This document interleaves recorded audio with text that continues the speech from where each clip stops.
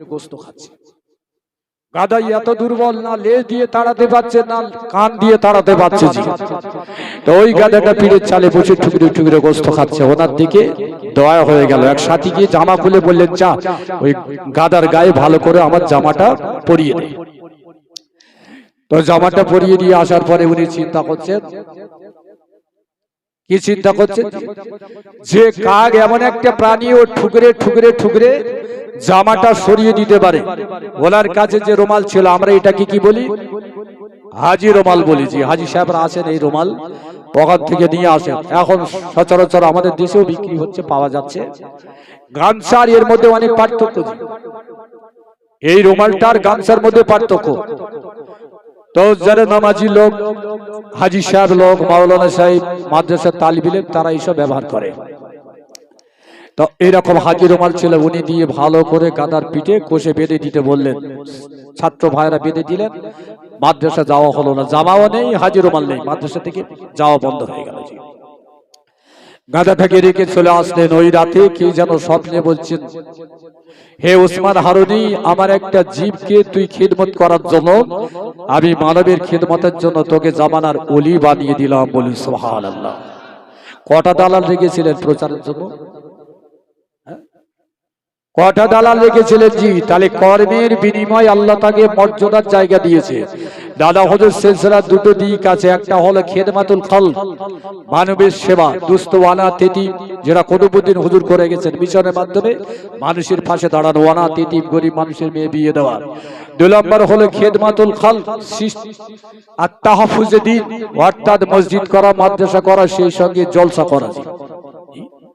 আজকে সারা পৃথিবীতে যত দলমত আছে, দাদা হুজুর পশ্চিম বাংলায় যদি ওয়াজ না চালু করে যেতেন, আমাদের ঘরে এই গরিব ঘরের ছেলে কেউ হজ করতে পারতো না। এই ওয়াজ নিয়তের বিনিময়ে লক্ষ লক্ষ আলেমের পেটের ভাত হচ্ছে এই ওয়াজের মাধ্যমে। কি এই দুটো দিক চালু করে গেছিলেন দাদা হুজুর। ওসমান হারুনিকে এই স্বপ্ন দেখানো হলো, সৃষ্টিজীবের সেবার জন্য আমি তোমাকে জামানার ওলি বানিয়ে দিলাম। বলে সুবহানাল্লাহ। এখানে কারোর প্রচারকের দরকার লাগেনি, তার আমলেই তাকে প্রচার করে দিয়েছে। 2 নম্বর, আমি যে বইটা পড়েছি দেবন্দীতে লেখা বই, নাম হচ্ছে বিগড়ে মতি, অর্থাৎ মূল্যবান মতি। এই বইয়ের 5ম খণ্ডের ভিতরে একটা ঘটনা লেখা আছে। তবলিগ জামাতের বড় আলেম, নাম হলো রশিদ আহমদ গাঙ্গুই। ইনি লেখাপড়া শেখার পরে বড় আলেম, ভিতরে একটা অহংকার আসলো। পীর ফকির উনি পছন্দ করতো না। ওই সময় নাম করা যিনি আলেম ছিলেন, সুফি ছিলেন, হাজি ইমদাদুল্লাহ মহাজের মাক্কি রহমাতুল্লাহ আলাইহি। তো ওনার হাতে উনি মুরিদ হননি, ইনি কিন্তু তবলিগ জামাতের পীর সাহেব। তো থানা ভুল বলে একটা জায়গায় উনি বেড়াতে গেলেন, গিয়ে শুনলেন এখানে পীর সাহেব আছেন, ইমদাদুল্লাহ মহাজের মাক্কি আছে, দেখা করতে হবে। আমাদের যারা পীর ভক্ত মানুষ দেখবেন, হুজুর কেবলার আসলেন, সব লোক ছুটে যায়, খাওয়া দাওয়া বাদ দিয়ে ছুটে যায় নাকি। তো উনি গেলেন বায়াত হওয়ার জন্য। যে সম্মুখে দাঁড়িয়েছেন মহাজের মাক্কি বলছেন, বাবা তুমি তো কারো হাতে মুরিদ হওনি। বলছে আমি মুরিদ হওয়াটা পছন্দ করি না। তা বলছে আমার হাতে বায়াত হও। বলছে বায়াত হতে পারি, আমি লা ইলাহা ইল্লাল্লাহ জিকির করতে পারবো না, সবক চালাতে পারবো না, যেটা পীরানি তরিকার শিক্ষা।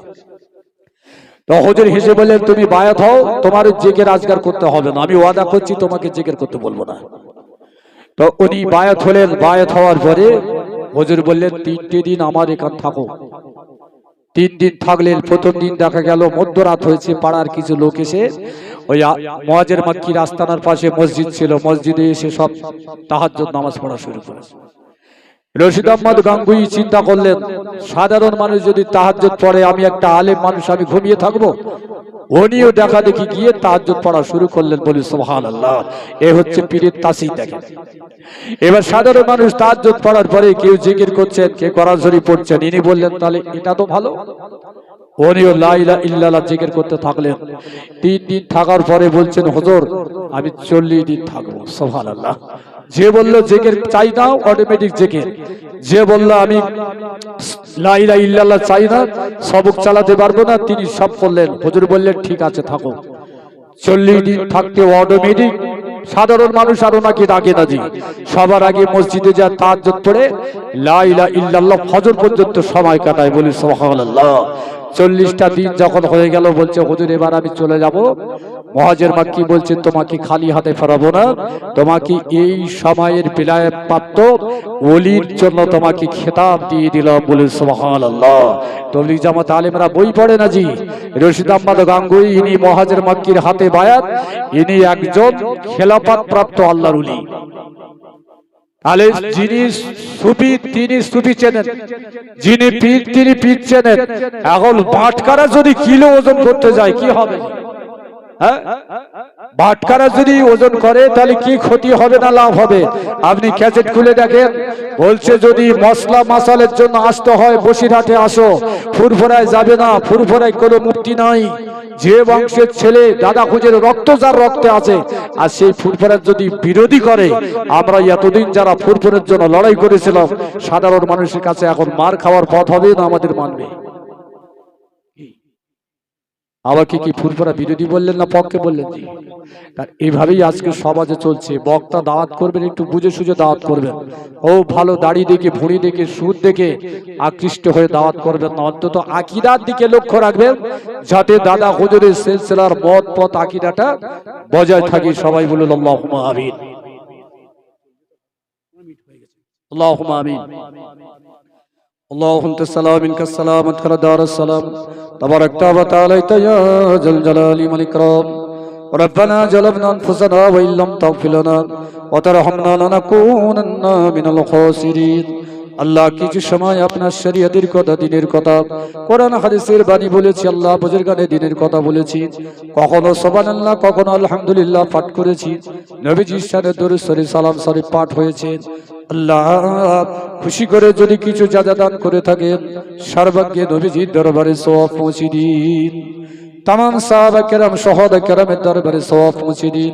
জান্নাতুল বাকি, জান্নাতুল মুআল্লায় যে সমস্ত সাহাবীরা ঘুমিয়ে আছে সকলের দরবারে সওয়াব পৌঁছে দিন। আল্লাহ তাবিন তাবে তাবিন আইমায়ে মুস্তাহিদিনের দরবারে সওয়াব পৌঁছে দিন। সারা বিশ্বের বুকে যত আউলিয়া কেরাম এসেছেন কাজ করে দাদা হুজুরের দরবারে সওয়াব পৌঁছে দিন। মুস্তানজি হুজুরের দরবারে সওয়াব পৌঁছে দিন।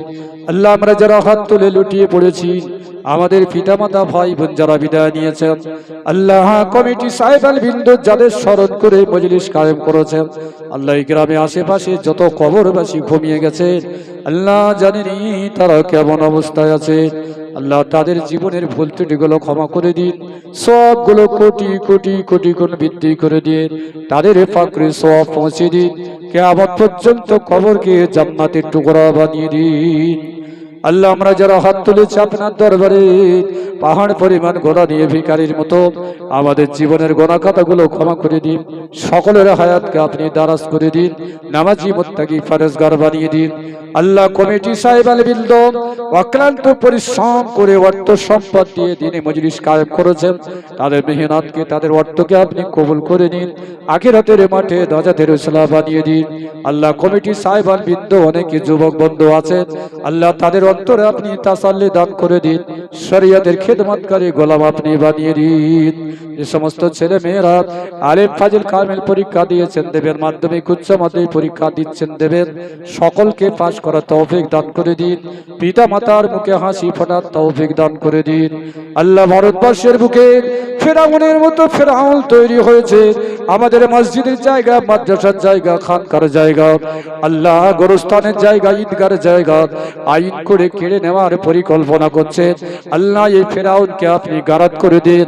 আল্লাহ আপনার জায়গাকে হেফাজত করার জন্য আল্লাহ দ্বীনের খেদমতকারী বানিয়ে দিন।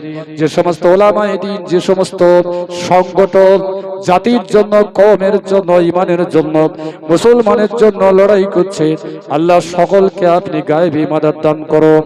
সাল্লাল্লাহু তাআলা আলা খায়রি খালকিহি নূরে আরশি মুহাম্মাদ ওয়া আলিহি ওয়া সাহবিহি আজমাইন বিরহমাতিকা ইয়া আরহামার রাহিমিন। লা ইলাহা ইল্লাল্লাহু মুহাম্মাদুর রাসূলুল্লাহ সাল্লাল্লাহু আলাইহি ওয়াসাল্লাম। দরুদ শরীফ আল্লাহুম্মা। কতক্ষণ আমি এক জায়গায় যাব, তাহলে তুমি 5 মিনিট। হ্যাঁ তুমি একটু ধরো।